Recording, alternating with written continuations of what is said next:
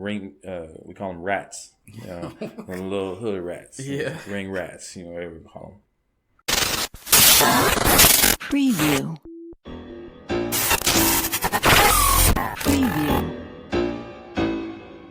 Icicle.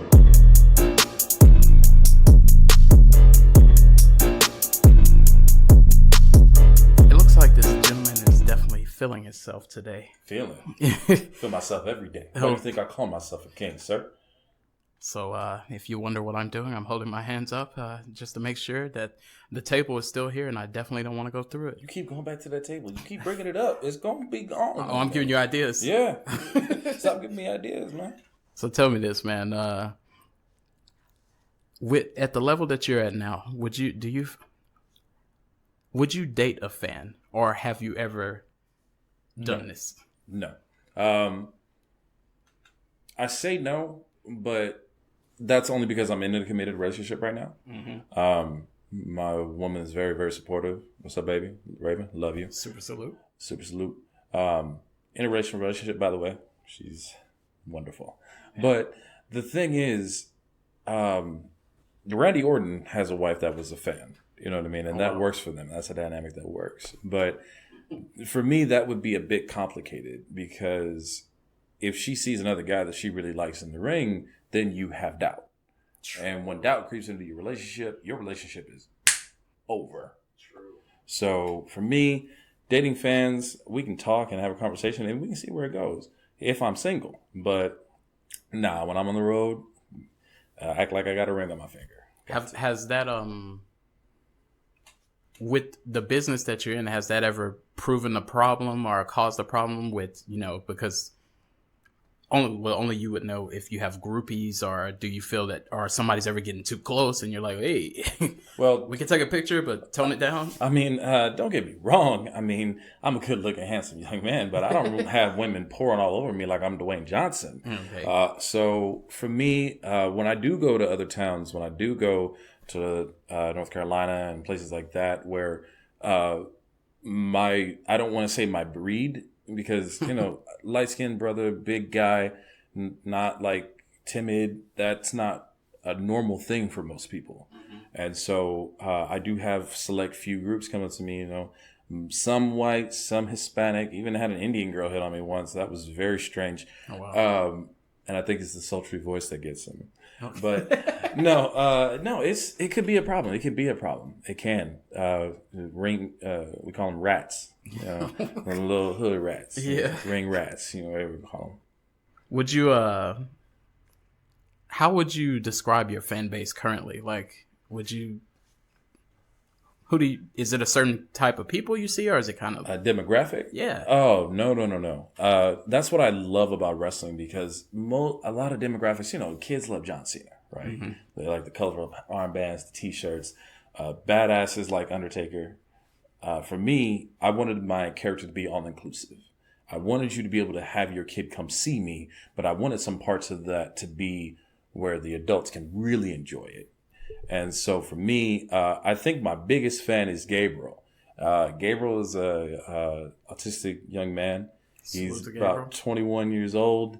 And he listens to my theme music all the time. And his parents always tell me, like, can you send me your theme song? Because it's a custom made theme song by Deshaun J, a local rapper here in San Antonio. Okay, wow. So shout out to Deshaun J, and Forever We Flourish. But when I sent that to Gabriel, he says his parents are like, man, he plays that 24/7. I can't get him to stop listening. And I think just being open to not just the Black community, but to all communities, I think that is essential in wrestling. Have you ever done anything that involves wrestling outside of wrestling, like maybe meet with a fan, or maybe had dinner, or they just was so excited to be around you, or anything like that? It's starting to happen more. I actually went to Laredo and we stopped at a restaurant, and a local fan was like, yo, I love the way you wrestle and this, that, and the other thing. I was so you can recognize already. People can eyeball you. It's not like an everyday thing, but when I tell people that I wrestle and then they go look my videos up, they're like, oh my God, like I didn't even know you do that. Omega SA, by the way, on Facebook, hit me up. Twitter. I need Twitter followers. Like, it's terrible. I'm bad on Twitter. Oh yeah, that's where you act. No. I mean, like my Twitter's like 134 followers right now. Oh yeah, we're like, gonna pump that up. Oh yeah, it's terrible. It's terrible. What was the where they can follow you on Twitter? Omega, the Omni King SA. Okay, just like that. So, let's say this. Let's switch the tempo. All right. Have you ever been discouraged in wrestling, or maybe even considered quitting, or just had a moment where you just had to bounce back? Yes. I think that happens to everybody though, because when you start to realize that you're not going to be performing in front of 800, 900 people the first time, unless you're lucky enough to be 6'7" and go to the Performance Center down there in Florida for WWE, or ROH or New Japan picks you up.